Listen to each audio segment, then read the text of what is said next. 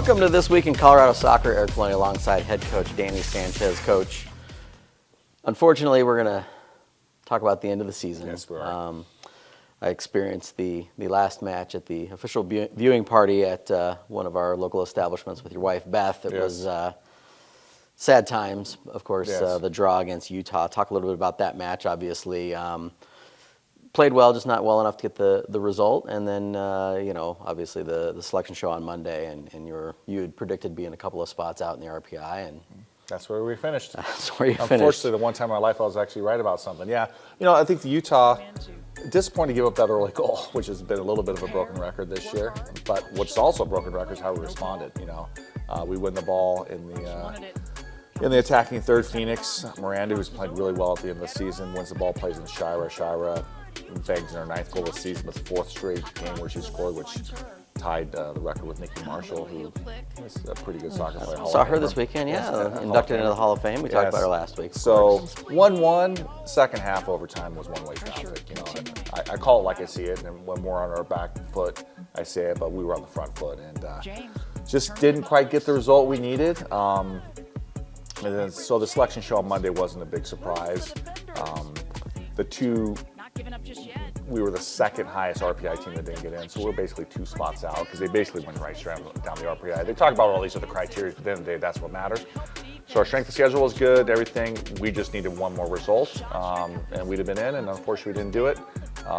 But the Pac-12 as a whole only got 4 teams, which is shocking for the quality of our league, but there's a lot of factors that go into it, so it just wasn't our year, but also wasn't a lot of teams' year in the Pac-12. So we'll take the positives from it and gear up for 2022.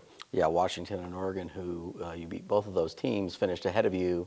Neither of them got in the tournament, but usually Pac-12 rolls 5 or 6 deep in the tournament, and just not this year. Yeah, I mean, at 2019 there was 8 or 9. So just wasn't a lot of factors of scheduling and all that we'll address as a conference. But for us personally, we did schedule well. We had good results. We just needed really one more result, and it would have done it. But nobody's feeling sorry for us. Not the teams, the 64 teams that are dancing. The 31 at-larges, which we're really competing for. So, our focus now is to get healthy, take a little break, focus on our academics, and get ready for January. Well, let's reflect a little bit about on the season that was. Obviously, one of the highlights has to be number 1, Florida State coming to town. Over 2,500 fans out of Print-Up Field. A sellout, as our big boss Rick George said. I don't know how you sell out a place that doesn't have seats, but we did it. So just kind of talk about some of the highlights and the moments that'll stick out in your mind for this season. Well, obviously that was a great moment. For Colorado soccer in general, it was interesting. We get the game, and it's 45 minutes before the game, and the coach in the locker room about head out with the team, and you look out. I'll say Print-Up, but there's this line as far as you can see all the way down to aerospace engineering. A great atmosphere, beautiful day. Like I said, we couldn't stuff any more people into Print-Up, and we played well. We lost 2-1, but played well, gave ourselves a little bit of a chance, and fast forward 3 months, and Florida State's the number 1 team in the country still, and the number 1 seed in the NCAA tournament that starts this weekend. So, I think that was, as far as home games, I think the players really enjoyed it, the fans enjoyed it, and I thought we put on a good show that day. Talk about some of your newcomers, obviously. Everyone played this year because, as with most season, there's just going to be injuries, or you're just going to, people are getting tired and you need to play players. But a lot of your freshmen, obviously Hayley Stodden as a transfer played a lot, especially coming on at the end. Hayley Adams, who really came on strong last year, scored a goal this year. She was just kind of everywhere. You were getting contributions from places that, every year you kind of always discover those people, and everybody kind of finds their way. But really, Hannah Duguid, everybody, you could name everybody. Jade Babcock-Chi had a really good season in the midfield. Talk about some of the things that you saw from some of your newcomers, and really everybody. Yeah, no, I thought that the 5 freshmen, it was tough this year because they're coming in a team where at the end of the day, you're only really losing Libby Garrity as a starter. Jenny Byers injured, Hannah Cardenas injured, but really you got the majority of the group back, so it was difficult for them. I thought that Bella Grust in goal, didn't get a lot of opportunities, but she really improved along the year, and I think she'll really be pushing for playing time going forward. She has a bright future with the Buffs. Like you mentioned, Hannah Duguid and Ellen Jones up top. It was tough to get moments, but they showed a little bit of flash of of what they can do. Holly Hunter, as we all know, had a rough year personally, but never backed down from any challenge. We threw her different spots and showed what she can do. And then I think Phoenix Miranda really came on at the end of the year. Started a few games. We threw her in a new position. She did really well. You mentioned Hayley Stodden coming off an ACL. We talked about earlier this year. I mean, she's still only 9.5 months from her ACL from last year, or 10 months. But really came on, started the last couple games, and showed a lot of potential for next year.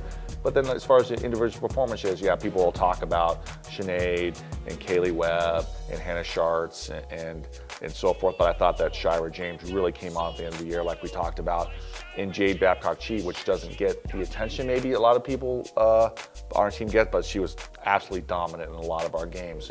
And I can go on, and which I will, because I thought Alyssa Duke came in, started a few games at the end of the year, did really well.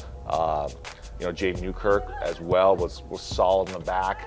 You mentioned Hayley Adams had a great year, and she'll be going professional like Sinead will, most likely with Hayley in Europe.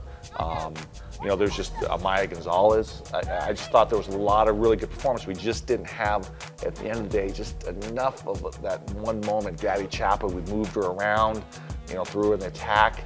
It was just a great group, enjoyable group. We just, at the end of the day, we just need that one more result. Unfortunately, we didn't get it. Well, looking forward a little bit, obviously, to next year. The recruits, you're in the signing process. Some have signed. Some more are going to be signing. We'll do our signing day special here in probably a week or so. But just talk about, obviously, looking forward to next year. Obviously, you'll still play the Pac-12, and even if you scheduled nobody in your non-conference, you're still going to have a pretty high RPI just based on the fact that you're still going to play 4 teams that have made the tournament this year, and all these Pac-12 schools that more than likely will make a run or at least make it in a couple of rounds. Yeah. And then you'll still have to play your rival Denver, which we always talk about throw the records out the window. Talk about some of those matches. Yeah, we're excited about next year's schedule. We're still chipping away at it, but we have a big trip to Michigan State. Michigan is a number 2 seed in the tournament. Michigan State was probably the 4th or 5th team out this year with a new coach, so that's going to be a tough trip. I know that'll be. Perhaps the Buff Vision will be joining us on that trip because I just want to go say hi to Mel Tucker. Swing by his house. Hey, remember us? Exactly. He might be in SEC land by then, but I think that we're excited for that. Like you said, Denver. We have some other really good non-conference matchups, and like you touched a little bit on, we have we'll be signing 5 freshmen that we'll reveal sooner, and then we'll have a couple other players as we always do that'll come in later. So. We lose 4 seniors, but only 2 of them started on our last game of the season. So we get a good group back, some players back from injury. So we're really excited for it.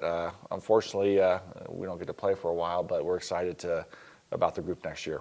Well, I was teaching my 7-year-old son about silver linings, and obviously the Vanguard soccer update. Obviously, you'll be missing the tournament. However, the GSAC tournament starts at Vanguard tomorrow. Yep. So I think that you and Beth might be making a trip. Yes, I think that the Vanguard Lions won the regular season, so they host a conference tournament, and the next weekend they've already been selected for the NAIA National Tournament. They'll be hosting that as well. So it's a great group. And more importantly, I got a phone call today that Drew has accepted a position as a JV soccer coach at a nearby high school.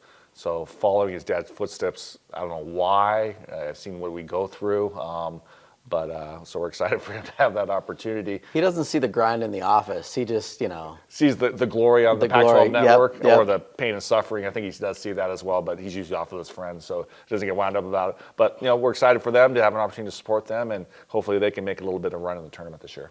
All right, well, looking forward to next season, as all of our fans are as well. So just remember, follow the Buffs all season long, including the off season. CUBuffs.com/soccer, and we'll see you next season.